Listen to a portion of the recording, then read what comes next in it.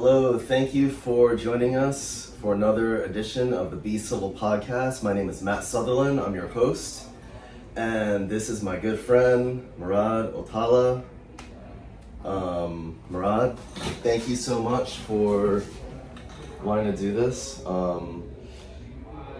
So, could you just introduce yourself and let everyone know why this episode is so important? Yeah. So my name is Murad. I grew up partly in Florida and partly in Palestine.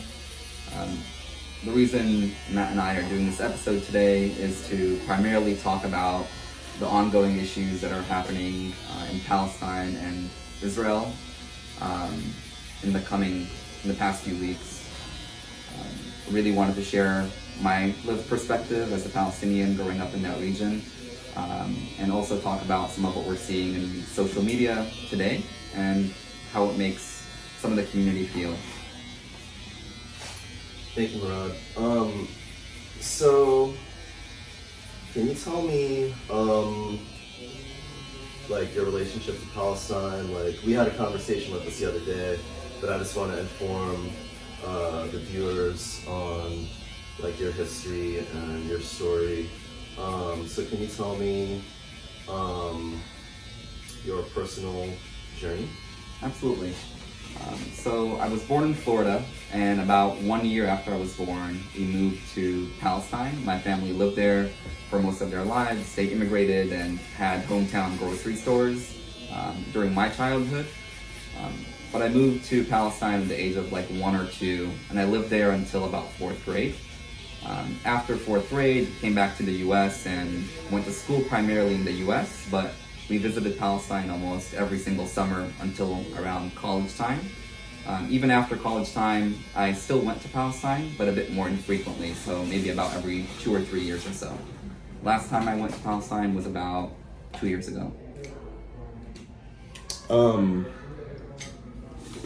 Where in Palestine did you live? I lived in AZAIZA, which is very close to one of the major cities called Ramallah. It's maybe about a 5-minute taxi ride. So, where in relation is that to, say, the West Bank and Gaza? Yeah, so Ramallah and AZAIZA are in what's now labeled as the West Bank. From Tel Aviv airport, it generally would be about a 15 to 20 minute car ride if you had a direct path, but because of all the checkpoints and apartheid walls that are separating the Palestinian region from some of the Israeli region, that journey takes about an hour to an hour and a half. Okay. And you said that you moved there when you were, was it 12 years old? About 2 years old we moved there, yeah. So, and you moved away when you were 12? About 4th grade. 4th grade? Yeah. Okay. So what were some of your early memories of Palestine, or the ones that stand out as far as, it could be anything, just life there, and maybe throw in some, difficulties that you faced because of your Palestinian origin? Yeah. As I've grown, I've kind of reshifted my perspective on my childhood experiences within Palestine, but initially, it was, to me, a very beautiful place, a very peaceful and fun place to live. My family was there, my cousins were there, a lot of my friend groups were there. It was just a very fun place to live and have shared beautiful moments with people in that region. The food was always phenomenal. We had hummus and food and falafel, legitimate shawarma sandwiches. The terrain was kind of rocky with rocky and deserty kind of mountainous area. Very brown terrain with olive trees, and yeah, it was just a very beautiful place. As I've grown older and started reflecting more on some of my experiences growing up, I started realizing that some of what was happening in that region was what the U.S. and Western people and Western psychologists would call it like lived trauma. So, you know, growing up there, I was gunshots, hearing like, you know, automatic rifles going off in the evenings and in the mornings, and hearing kind of bombardments was a pretty common occurrence. Raids on houses and checks were very common as well. So I remember during my childhood, I, you know, had a sleepover with my cousin, and we were, you know, up around 12 a.m., 1 a.m., and we'd hear some footsteps outside, and, you know, I look outside the window and I see a lot of movement outside. So shortly afterwards, I hear some like knocks on the door and some yelling outside, and you know, it was 1 o'clock in the morning. My parents were sleeping. I have to go like get the key from them so that we can unlock the door and figure out what's going on. And, you know, after we let people in, it's basically the Israeli army trying to check our house, and I guess we were told there was somebody on the loose or some prisoner that they're looking for. But a group of Israeli like soldiers came in with M16s and, you know, all the military gear, and checked all our house, checked our backyard, and questioned us for, you know, about an hour or so. So those are some of the things that later I've realized were like not very normal and shouldn't be a lived experience for most people. Yeah. And growing up in the U.S., I think you also kind of like part of this question is definitely faced some what I now see as like racism growing up. I am also Muslim, so the agenda of Western propaganda was kind of to villainize Muslims at that time, around 9/11 time. There was a huge perception around the U.S. that if you were Palestinian or from the Middle East, or you were of Muslim faith, that you are perceived as, you know, a terrorist of some sort. So I've also grown up overcoming some of what that's made me feel. There's a couple things that I want to ask you out of what you just explained. Sure. The first thing is, like, you know, when the Israeli officers or soldiers, was it? Mm-hmm. When they came to your door, like, before that time, were you like, did your parents or like, did they have like a talk with you and be like, hey, this is how it is, like, you know, you have to do this or else, you know, like, did they explain to you like the role of the Israeli army and how they could just kind of like go into your home unannounced? Or Yeah, those fears were kind of like ingrained in us in a way. It was intuitive to try to like stay away from those situations, and if they happened, like stay close to your parents or your loved ones, because if you weren't, you could be taken away, you know, as a child, and you don't really have a voice, or nobody knows where you are. If you're in the middle of nowhere and these officers come, like, there have been kids, and there are still kids today, who are taken off the streets and put into imprisonment without any charges. So that was a very big fear. But there wasn't really a talk. It's just more of hearsay around the town of like the most recent events of like this happening to other families or other children. So the scary stories that you grow up hearing in the US, you know, we were grown up hearing these real scary stories about what would really happen if you were in those predicaments and you were not cognizant of your surroundings, and you kind of veered away too far from, you know, adults, or around times when there was these soldiers around. can I draw a parallel to my own personal experience as a black man, identify as black or biracial? Absolutely. So my experience with, you know, like as far as like having the talk, I didn't have the talk either myself. My first experience with knowing that I was not white was given to me by my parents. I remember my mom and dad, they would say to us, black and white makes tan. And it was just like a thing that, like, you know, they taught us black and white makes tan. They didn't say anything, but, you know, in a way that it was like a beautiful thing, you know, black and white makes tan. You know, my parents, they were a black and white couple in the days of Martin Luther King, when he got assassinated during the whole civil rights movement. So, like, you know, I guess that they wanted to illustrate that to us in like an innocent way, or just kind of like let us know that we were, I guess they just wanted to let us know what we were. And so, like, I didn't really know what racism was, or like the experience of it, until like I was born in Brooklyn, New York, and we moved to Lynchburg, Virginia, when I was like 8 years old. And once we moved to Lynchburg, Virginia, I remember going on my way to the school bus, and it was myself and my brothers and maybe some friends.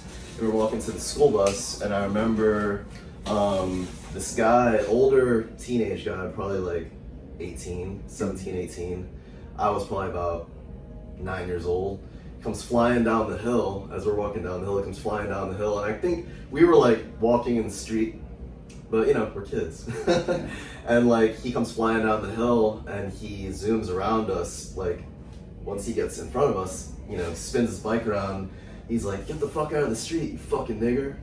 And that's when I felt the pain of racism, because I had heard the word nigger before, but like I'd never been called that word until that moment. And I always like experienced, I think in New York, especially in Brooklyn, or you know, most of New York City, I feel like it's just a very diverse place. And like, especially as a child, you don't really know about racism. You just see like all these different like, you know, people.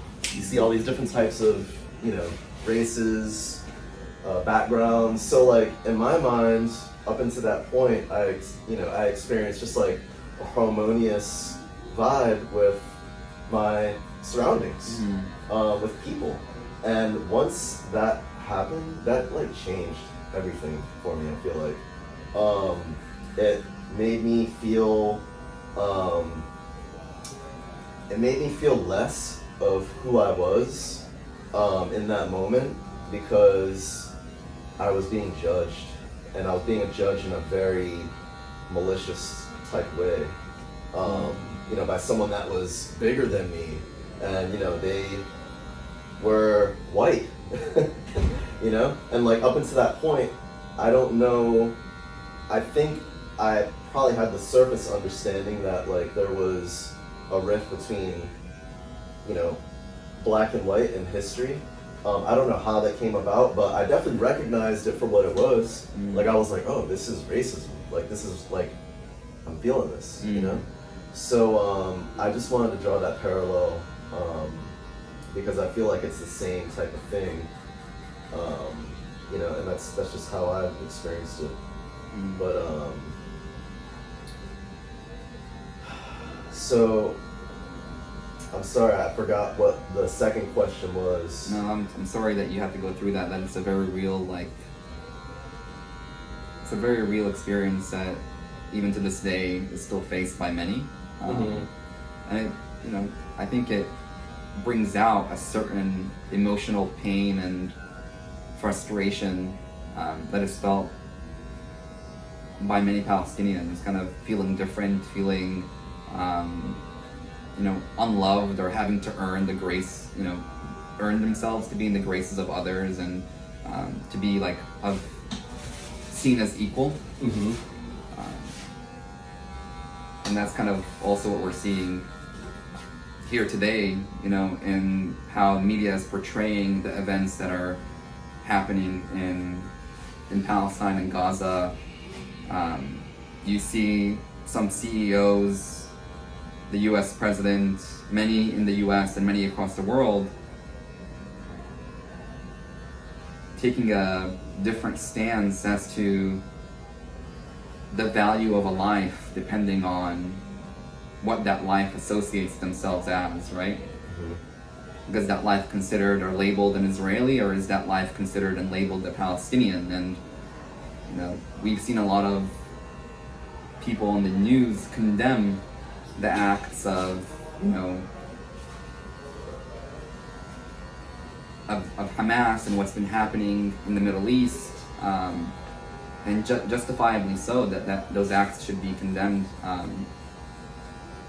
But with that said, we should also condemn the acts that are very similar and worse that are currently happening in Gaza, where Israel is bombarding that narrow strip and region in the Middle East that is primarily occupied by children. Yes. And we've already seen tens of thousands of people being killed, 4,000 plus of which were children. That those actions that are being taken by Israel should also be condemned equally, because life on both sides is sacred and should be seen as such, similar to how black lives and white lives should also be seen as both being sacred. A black life is not worth less than a white life. Exactly. So could we backtrack to kind of how, because I didn't know anything up into after October 7th. I didn't know anything of what was going on. I had a lot of things going on, in my professional and personal life as a father and a husband, and I had to stop and look around and see, because I kept seeing that there's something happening, that people were being killed in Israel, people were being killed in Palestine. So I had to, and my initial thought was, because I feel like society, or Western society, has kind of pushed this narrative that this is a holy war. This is a war between Islam and Judaism. And my belief during this particular situation in the last month, my idea was, okay, this is a part of the ongoing, holy war between Islam and Judaism, which hasn't been resolved since both religions existed at the same time. So I didn't bother to stop and see what was going on until I just felt like I did, because I felt like that narrative was ingrained in my mind by society, our U.S. society especially.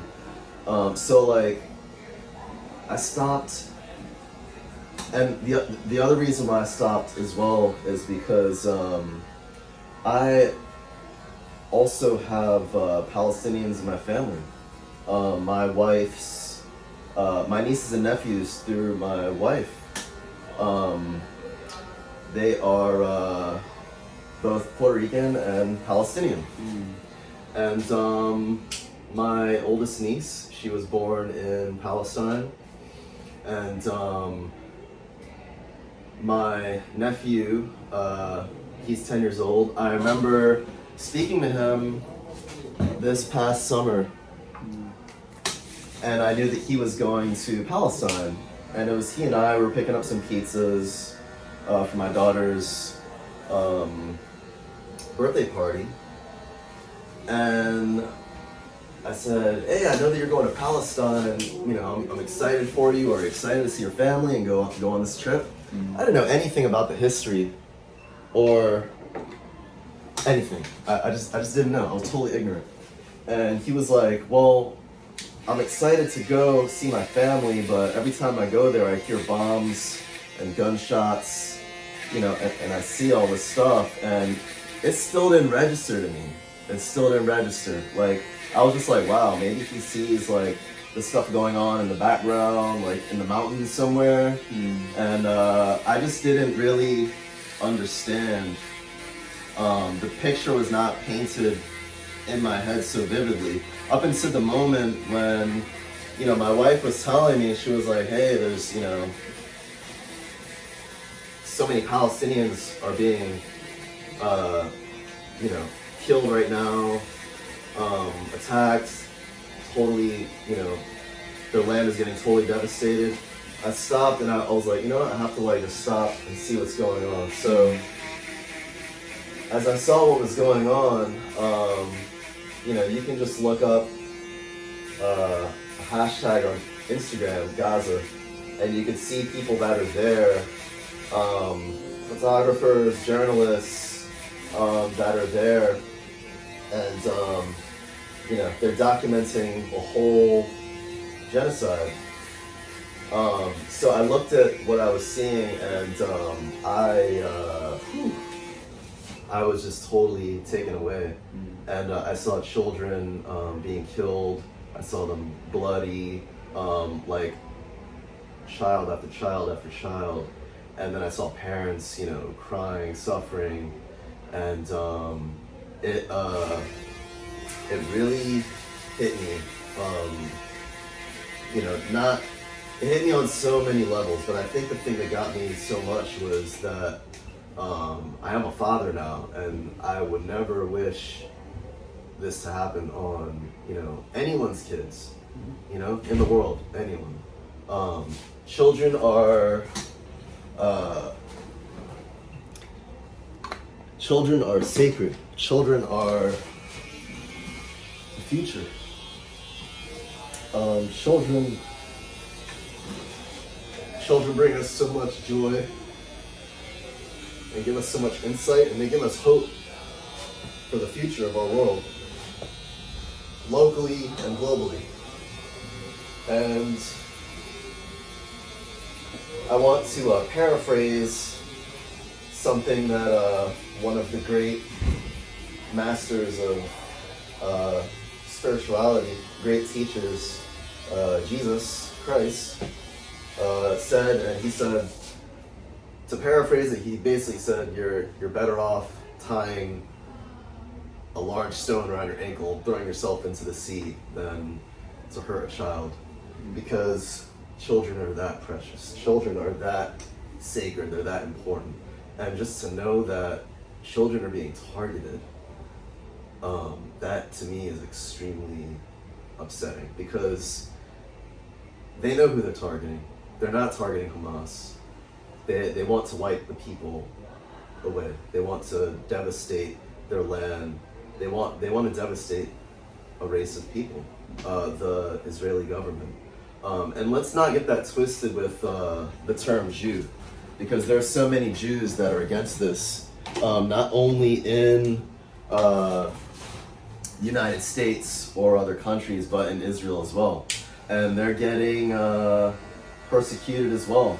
The Jews that are standing up, and they could see that this is an inhumane act that the Israeli government and also the United States government is committing, and the British government and the French government.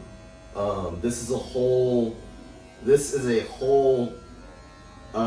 very easy to see that it's a very orchestrated plan that is in motion, and that's been in motion for years upon years. And if you want to know more about the history of all that, I'm providing some links below the captions where you can find the history of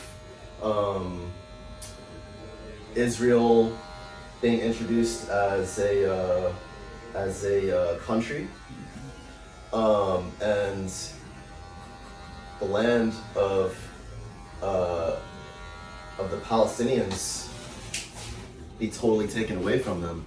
And decade after decade, there's been more land taken away from them. And I think that's what I wanted to ask you. That it brings me back to this question that I wanted to ask you earlier. Did you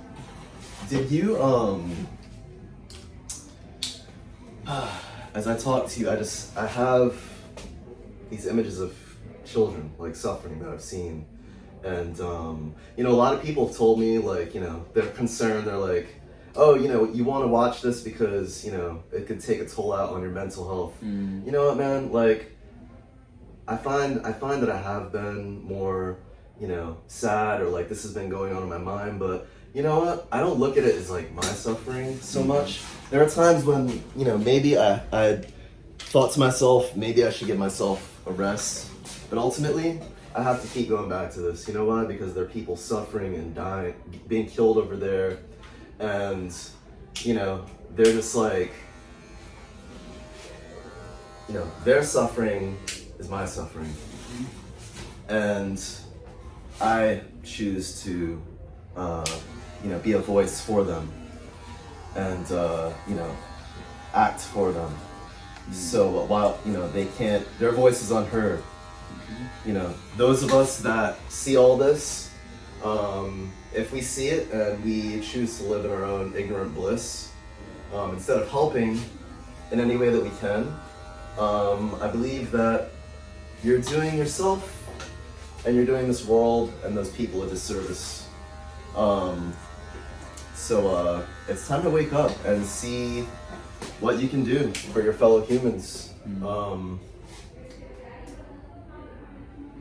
You know, like someone else's child being killed, that affects me.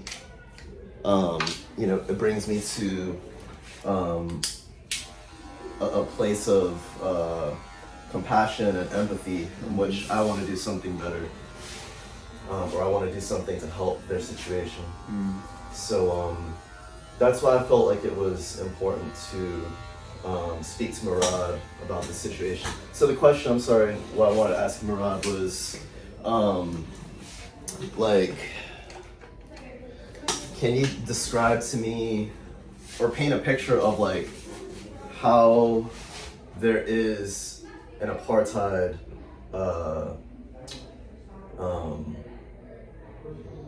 you know, how Palestinians are living in apartheid. Can you explain that to me, like through your own experience, like, you know? Yeah, absolutely. Like what you saw or experienced there? Yeah. So there are two ways to enter into like Palestinian territory. One is through Tel Aviv airport, which is under like Israeli occupation. It's like Israeli land now that they've occupied and kind of transformed.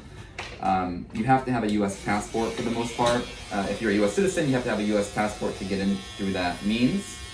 If you have a Palestinian passport, you have to go through another route, and it's a lot more difficult and a longer journey with like different roads, and it takes like a whole day to get there. Again, like if you go through the Tel Aviv airport, you have a U.S. passport, it will take you maybe like an hour and a half to get to my hometown. Whereas if you go through the other means without a passport, it will take you probably about 24 hours or so with traffic and all that. So from the apartheid perspective, there are completely different roads that can be accessed by Palestinian citizens versus Israeli citizens, and even US citizens. Even as a US passport holder, when I go through Tel Aviv airport, I am definitely discriminated against. I've had times where, you know, it even starts in the US. I was flying out of LAX one time, and you know, I was in LAX in US grounds. I was taken outside of the airport after I've already been checked once. You know, I was about to hop onto the flight. I was pulled aside and told that I needed to go through additional screening. Again, this is after I passed security. I'm sorry, with a U.S. passport? With a U.S. passport on U.S. grounds in LAX airport in California. So I have a question about this. With the U.S. passport, does it say, do you have like dual citizenship? Nope, single citizenship for the U.S. I have no dual citizenship. Was it just that they saw an Arabic last name? Yep, Arabic last name, I guess Middle Eastern looking, maybe a beard, I really don't know. I mean, my assumption is they know everybody that is has any ties to Palestine in any way, and that's all documented in some kind of system, but I'll kind of talk about that as well later, which is like the process once you get to Tel Aviv and the interrogations that you go through. But at LAX, I was pulled outside the airport into a trailer of sorts, and told that I needed to basically strip down to my underwear for additional checks. Otherwise, I can choose to forego my flight and not be compensated back for it. At that time, my grandma was, in the hospital, and I wanted to go see her before she passed away. She ended up passing away a few months later, but I decided to go through that process that they made me go through. They left. I had to leave the shed without shoes on. They took all my belongings away. I had a book and my phone that I wanted to read on the plane on a carry-on backpack. They took everything away from me, and I think at the end of it, they let me keep my book, but took everything else as checked luggage. When I got to, when you get to Tel Aviv, usually if you are an Arab, again, even if you have a Palestinian passport and it's your only citizenship, if you have a US passport and it's your only citizenship, you will get pulled aside for interrogation most of the time. So you go through customs, you'll stand on a line of maybe 50 people, you get to the customs window, and you show them your passport, and you have to go through this additional screening, and you end up waiting about an hour. Some people wait up to 5 hours or more.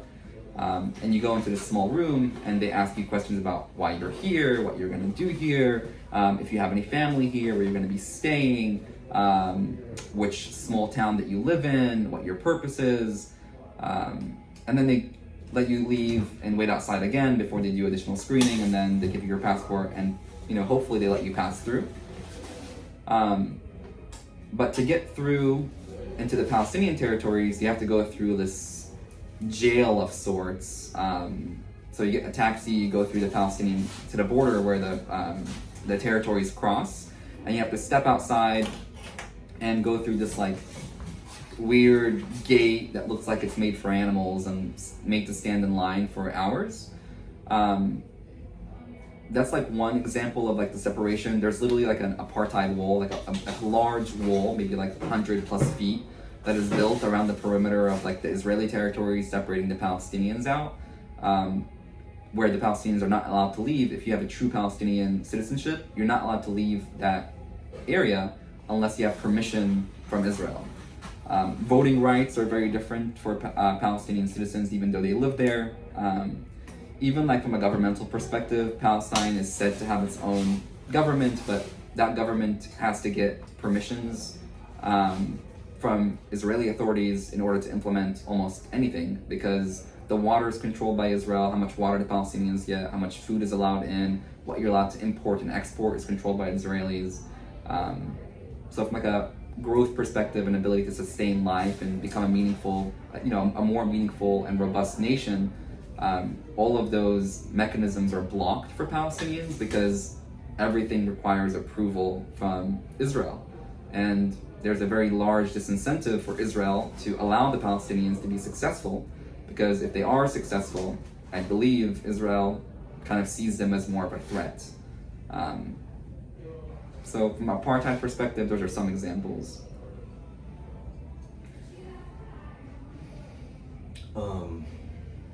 Yeah, and I mean, it definitely sounds like, and I've seen, video of this wall. It looks like a prison. It's a prison, and it's been described as an open air prison. Yep. Where there's razor wire, big coils of razor wire. There's a huge wall that looks like only a tank shell could go through it to knock it down. I mean, I'll also say, Matt, sorry for interrupting, but something that's critically important to understand is laws are different depending on which type of citizen you are, right? From a Palestinian perspective, right now, it's been said that Palestinians are allowed to have access to a certain amount of land in certain areas. But what we see is a lot of Israeli settlers will come into Palestinian land and take over homes. Literally will just say, I'm gonna take your home, and they'll come in with a gang of their people and basically force people out of their homes and fight them. And when the Palestinians go to retaliate in any way and say hey, you can't do this, this is my land, who shows up?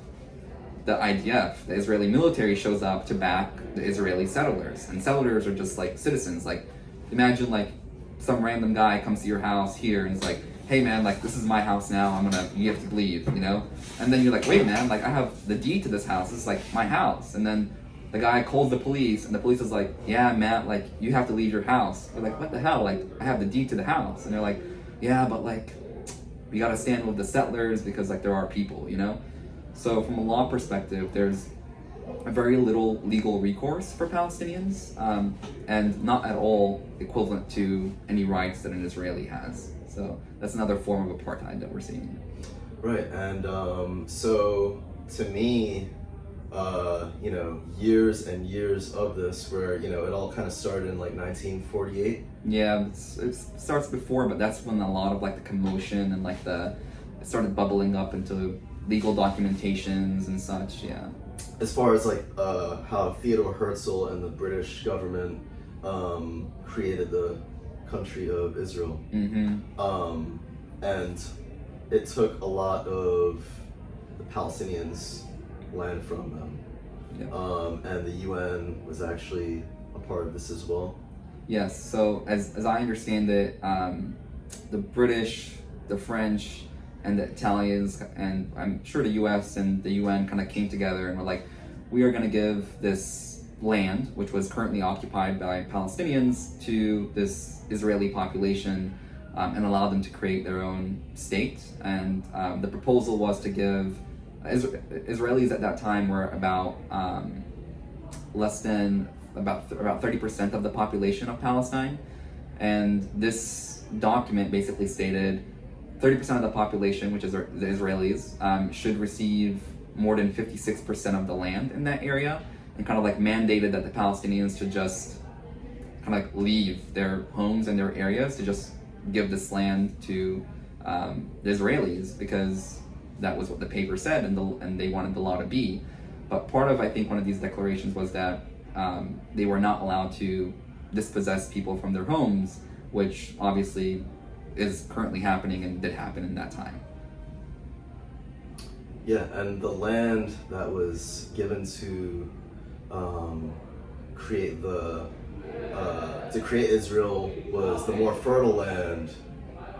So they basically took the most fertile and like most desirable parts of the land, and took it away from the Palestinians and gave it to you know, create Israel. Yeah, it's just it's beyond horrible to be treated like your own home is not your home. The place that you grow and have memories and have a family and, like, you know, the list goes on. Your home, you know. So but yeah, there are some links below that will give you the whole lowdown on that. If you want to learn more, and which you should.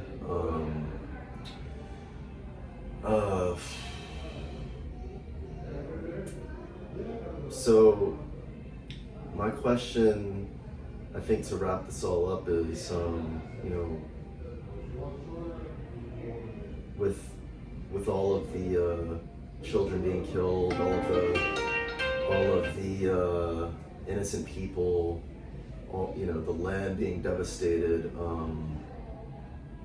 I feel I keep it in perspective that there's always hope. That's all we have. And man, I see like the people of Palestine, I see your people, like they're still like, you know, God is, you know, our anchor, like, you know, we will survive, you know. And I think that's so amazing and so beautiful. And I also feel like, you know,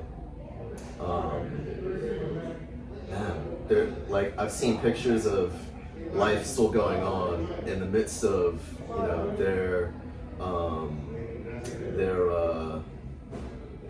them being killed. I see, like, you know, I saw photos of a father bathing his children in a tub that was, you know, in a demolished building, but there was a tub there and he was bathing his children there. And then I saw a video where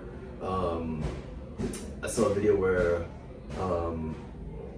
a little girl was having a birthday party with her friends and with her mother, and I was just like, man, like so much like resilience is like not like there's no word for it. It's just such a beautiful and such a like hopeful scene that like people are still, they're still trying to live and trying to find joy and trying to find happiness and peace in the midst of, their like execution and the demolition of their land. So like,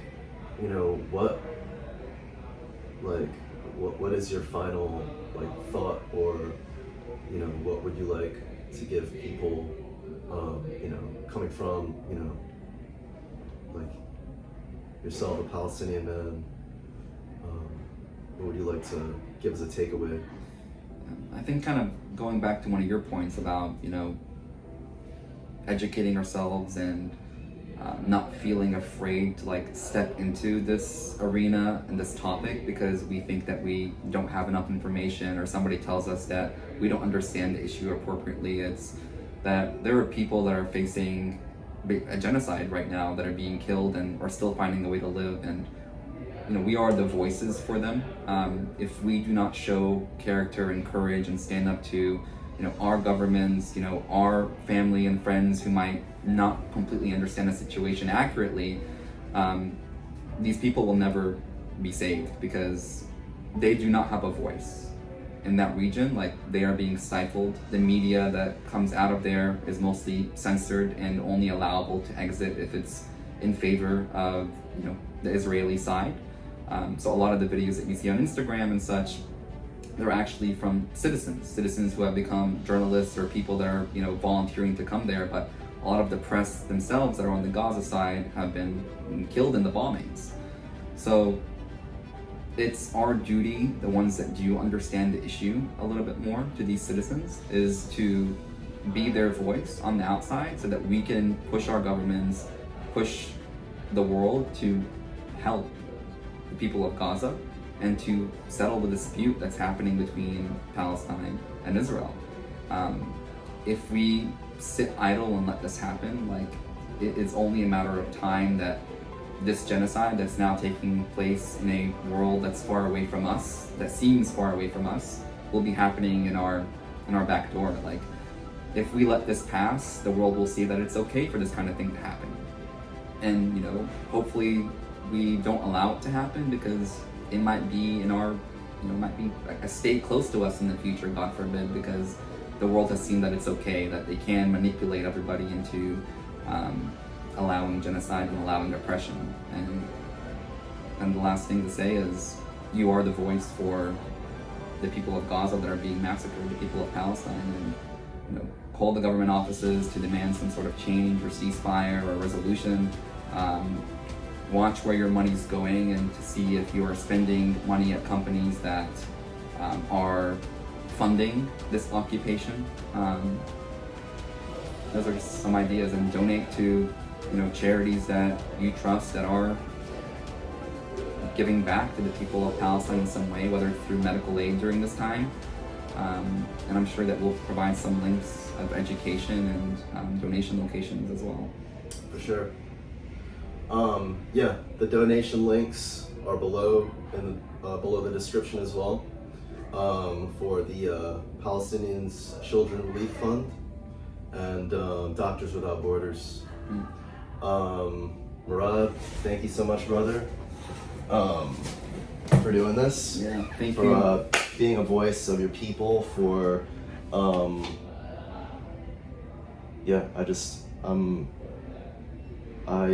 I'm with you. I'm with your people, and we shall overcome. In the words of Martin Luther King, we shall overcome. We will, and thank you for giving, letting your platform be a voice for this. I think that is like a very important thing. It's a very scary thing to do, especially when we might feel gaslighted from others. And kind of intimidated into not standing up for what we think is right, what we innately feel in our heart is the right thing to do. So yeah, I really appreciate you for like giving me the opportunity to speak. Of course, brother. Thank you. Thank you for watching, and please visit the links if you want to know more about what's going on in Palestine. Also, please, if your heart leads you to, please donate. Any amount helps, whether it's $1 or however much you want to donate for aid for people that are, suffering beyond belief. And also, please subscribe. And thank you so much. This is actually the last episode that will be in this studio. I don't know if there will be another Be Civil podcast, but the conversation will continue in another form. So I'm actually moving out of the studio into a new location. This studio has been